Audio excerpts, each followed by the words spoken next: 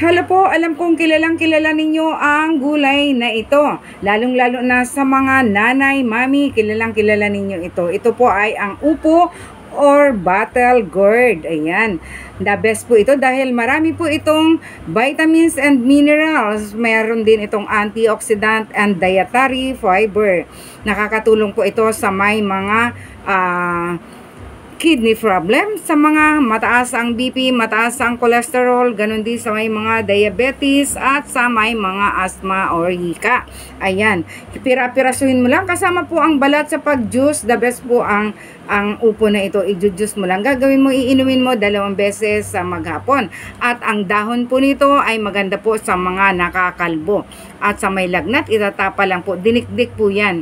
Yan. At ganun din po sa mga buto nito, didikdikin mo lang ang buto nito at nakakatulong po ito sa may mga bulati sa sikmura. Nawa ang video ito ay nakatulong sa bawat isa.